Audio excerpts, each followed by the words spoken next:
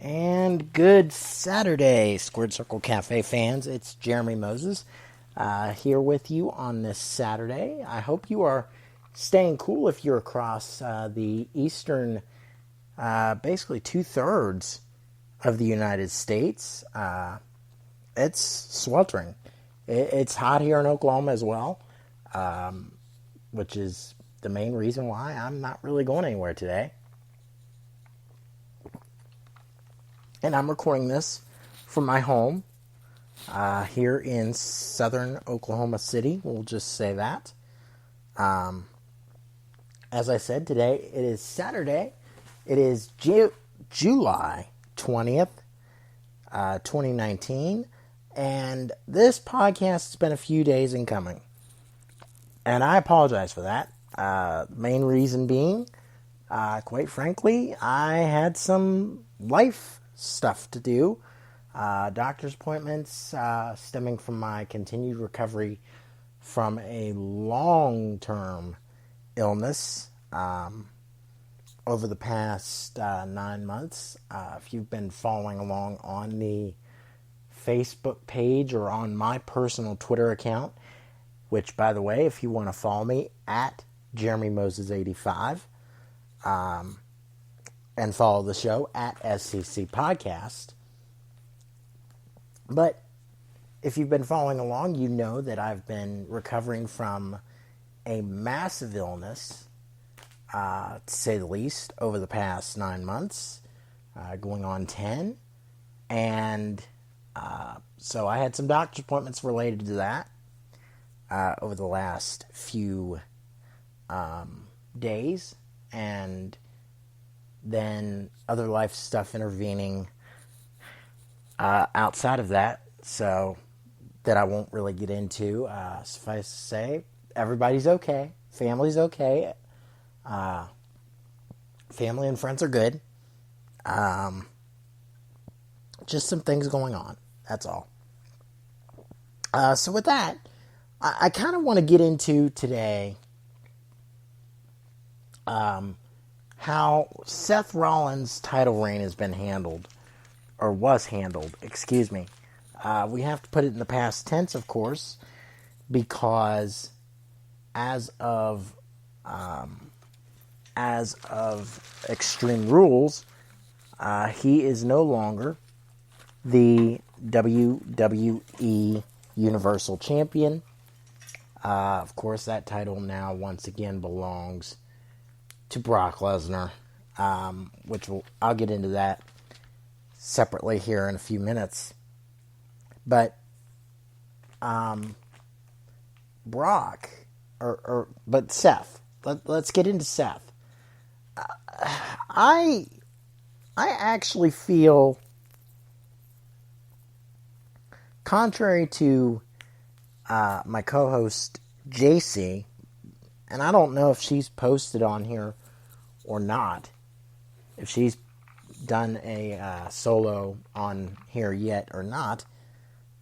If she has, then you've probably heard her thoughts.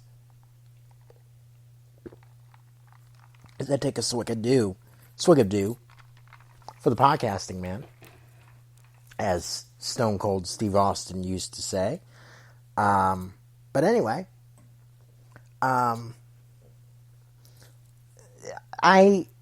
it's my feeling that the title reign of Seth Rollins was a lot of second verse, same as the first in some aspects, including giving the challenge opportunities to Baron Corbin over the course of the last few months.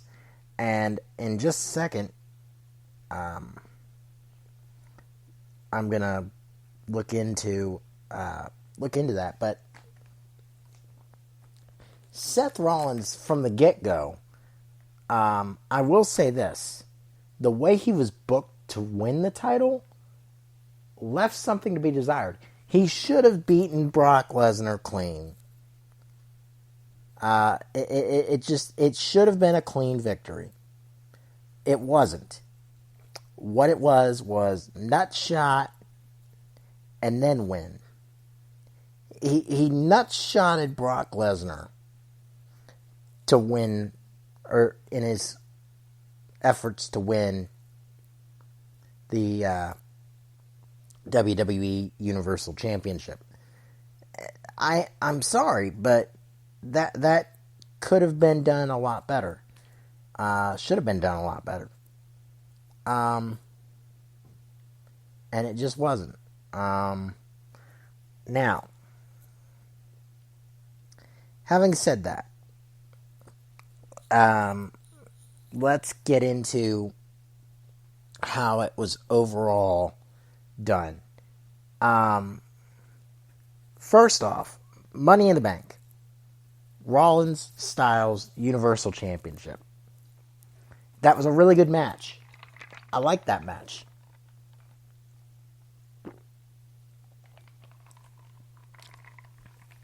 The problem is that they raced through that so fast. They raced through that feud so quickly. And that just that doesn't sit right. That should have been a long-term thing. Not Rawlings Corbin, but Rollins Styles. Should have been a more long-term kind of deal. Instead, we got one pay-per-view or one network special and done. That was it. It was Rollins Styles, Money in the Bank, done. And I'm sorry, but that doesn't sit right with me. That's every fan's dream, and that match should have gone longer, or that feud should have gone longer. Now, presumably, they can go back to that because at the time, Styles was more of a baby face, more of a good guy, and now he's a heel. So I guess you can go back to it if you get the title back to Rollins, because right now I don't think you want to go back to it with Lesnar as champion. That's bad guy versus bad guy in the eyes of many fans, and I don't think you want to go back to that. So, I really feel like that should have gone longer. Then you move on, and starting at Super Showdown, you get Rawlings Corbin. Not once, not twice, but essentially 3 times. 3 times. And it was boring. I'm sorry, it was boring. Corbin is not the guy. Corbin is not the guy for the Universal Championship picture. I'm sorry, he's just not. And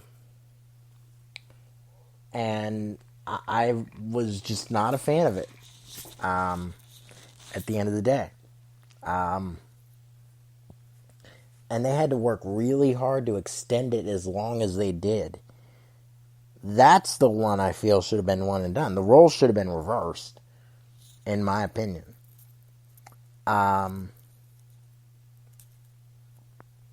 But they weren't. And then, after Extreme Rules, after the Extreme Rules mixed tag, in which, for God's sakes, I mean, you had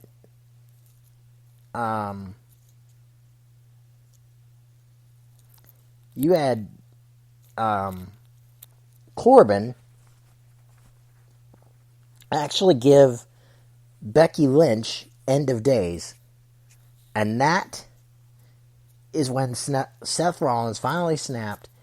He beat the ever-loving crap out of Corbin with a kendo stick in a chair, did a stomp, then a second and a third stomp. 3 stomps is what it took to put Corbin away.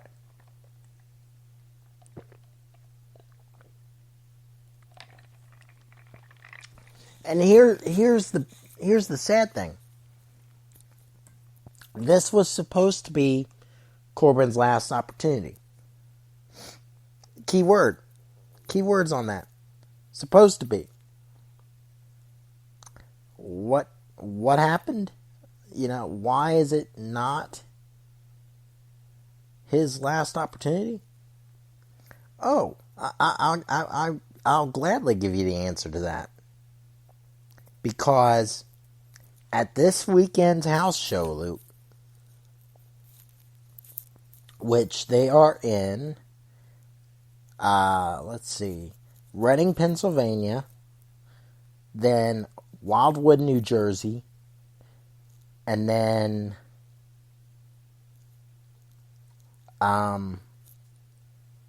Orlando.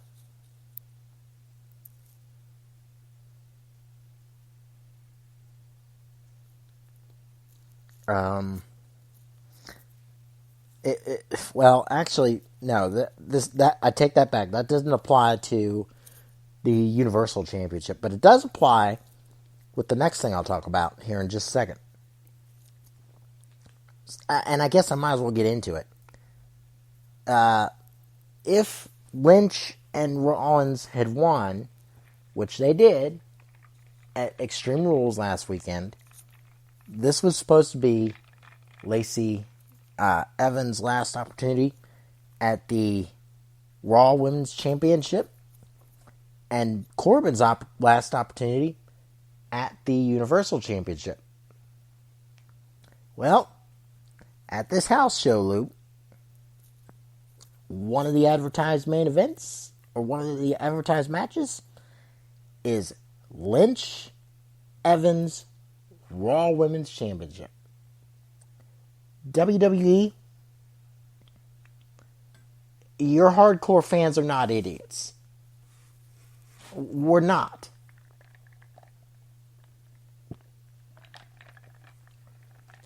But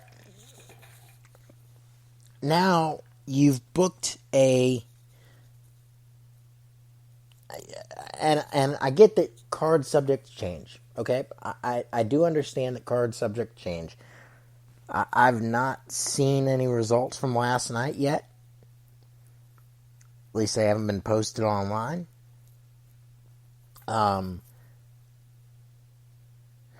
And I'm actually going to look for these while I'm doing this, while I'm ranting about this.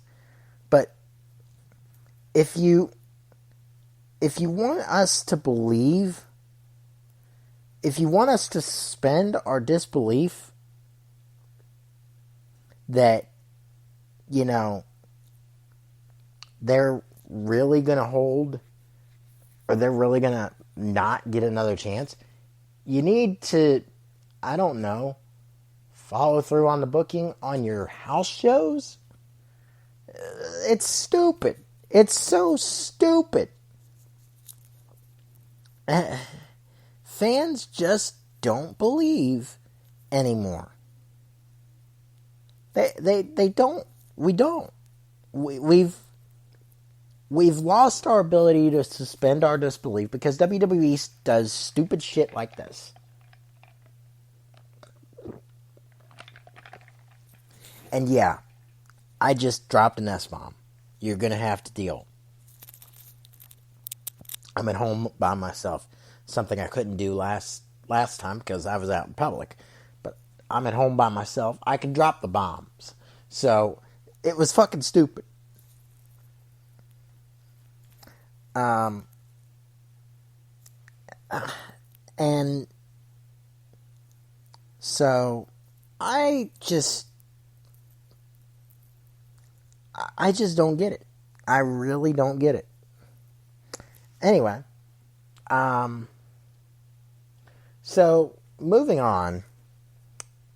At least on TV, they are moving forward on the women's side. On the Raw side, now you got, or on the Universal Championship side of things, now you have Rollins slated to face Lesnar at SummerSlam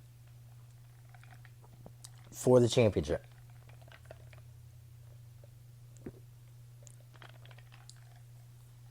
The problem is, we've already seen this match. As I said, a nut shot was involved. That's right. I said a nut shot.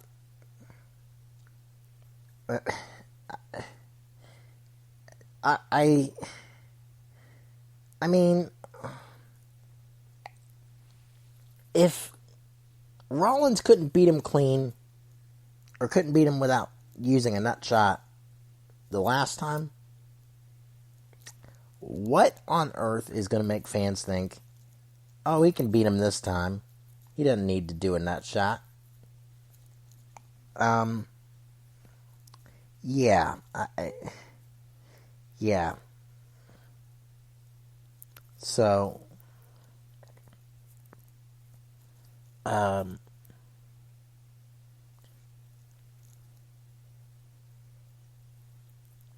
yeah, it was, and I'm looking back at the results from WrestleMania again.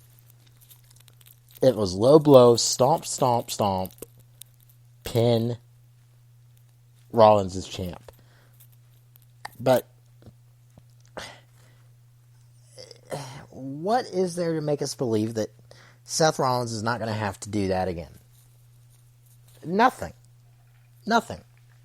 We've already seen that that's apparently what it takes for Seth Rollins to beat Brock Lesnar.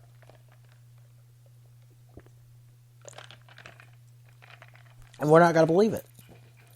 We're not going to believe that Seth can beat him. Or at least I'm having trouble believing that Seth can beat him based on that previous result. But maybe they'll sell me.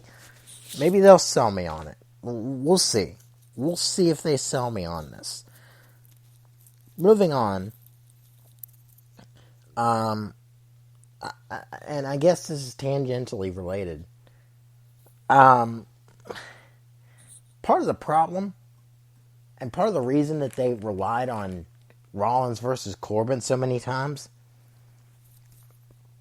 is because you got Shane freaking McMahon all over television, all over the pay-per-views, and he was in a no-holds-barred match on Extreme Rules. And it doesn't look like it's going to end anytime soon, apparently. And I'm sorry, but the focus has been on non-wrestling authority figures for too damn long. It needs to fucking end. It needs to come to a fucking end. Because we're tired of it.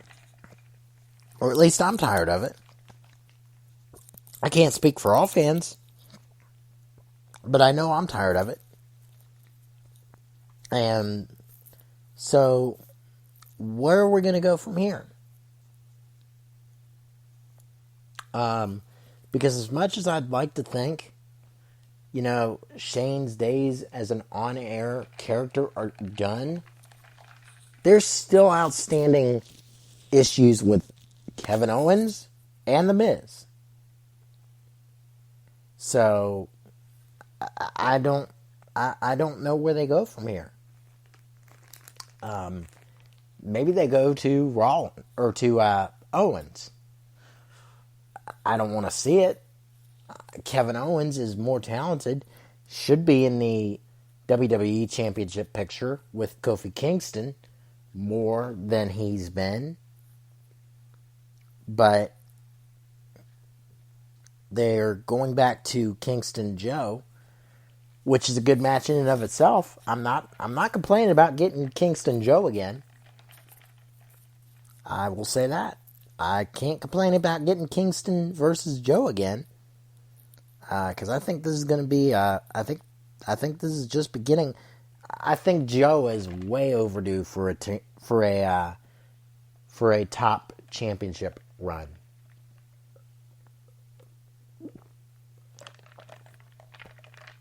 But that's just me.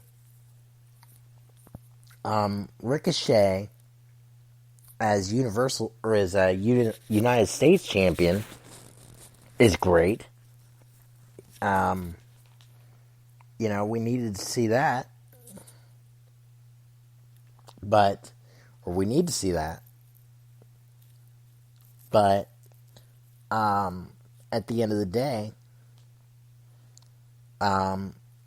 he is feuding with AJ Styles, who has reunited the club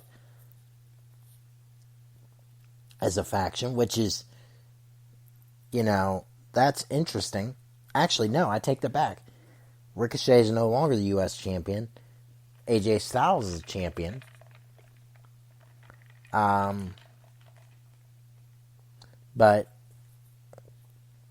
let's see what happens. Shinsuke Nakamura becoming the Intercontinental Champion. I like that. I thought that was great. Although, personally, once again, I think he's due for bigger and better things. I'd like to see him get bigger and better things, i.e.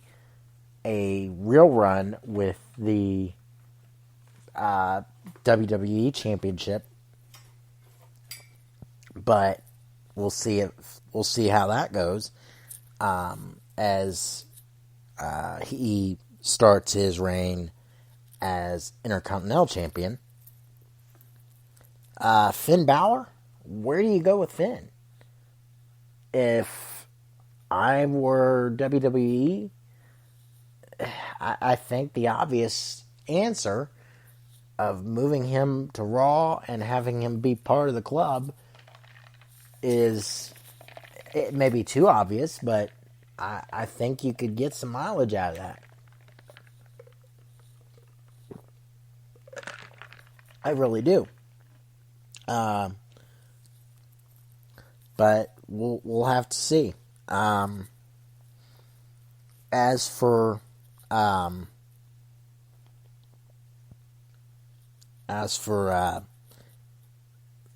again, Rawlins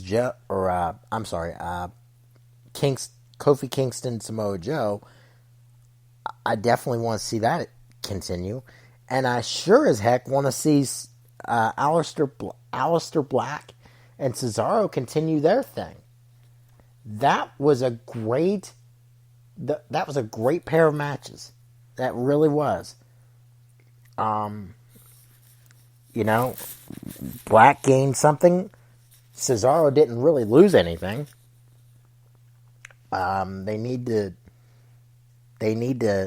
if they're going to continue this, they need to follow up on Tuesday, but we'll see.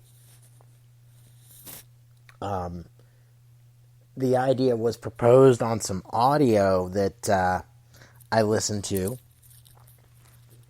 and I'm going to go ahead and just, as a personal recommendation, I suggest you subscribe to or become a member at ProWrestling.net for this, but the suggestion has been made of a best of 7 series.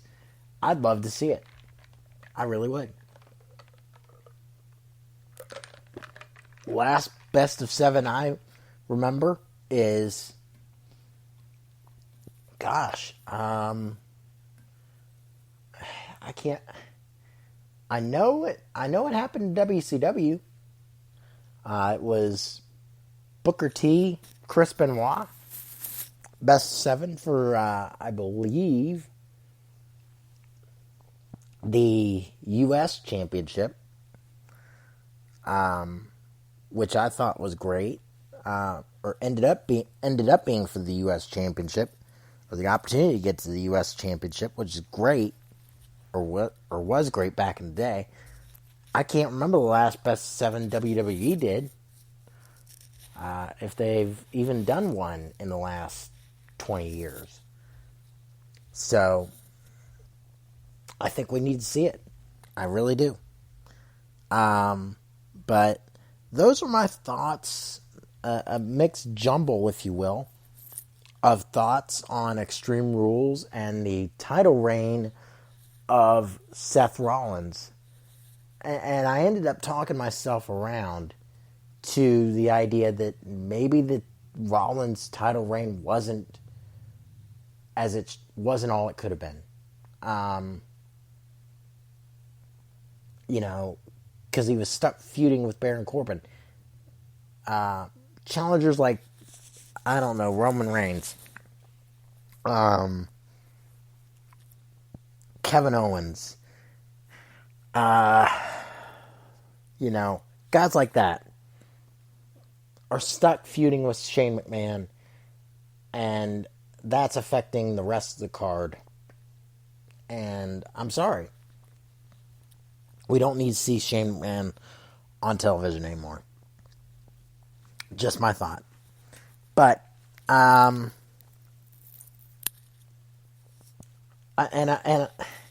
you know what? While I'm thinking about it, I might as well go off on this. Just end the damn brand split, WWE. Seriously. Just end it. You're not holding to it anymore anyway. For God's sakes. It took Cesaro. Cesaro appeared on SmackDown this week, and he had to mention the wild card rule. I'd forgotten the damn thing was still in effect. I forgot the damn thing was still effective. So, if I've forgotten it, and a lot of other fans have probably forgotten it, and they're still seeing crossover, at this point, you might as well just end the damn brand split, get it over with, have your top stars appear on both Fox and USA. Once SmackDown moves to Fox in October, and just get on with it, because you're not fooling anybody anymore. At this point, it's what brand split? But that's just my opinion. Those are my musings, as it were, on the whole thing. The state of WWE as a whole. I don't know when I'll be back with another solo effort. Could be later this week, could be next week. I've still got other things going on, related again to my medical situation, so stay tuned. When and if I am able to put out another edition, I will try and announce it in advance, but announcing it in advance this time didn't work out so well because, well, you know what they say, the road to hell is paved with good intentions. But that's it for me. That's it for this edition. Solo edition of the Squared Circle Cafe. I'm Jeremy Moses. Thank you for listening to the podcast by wrestling fans for wrestling fans. Good afternoon, good evening, and good night.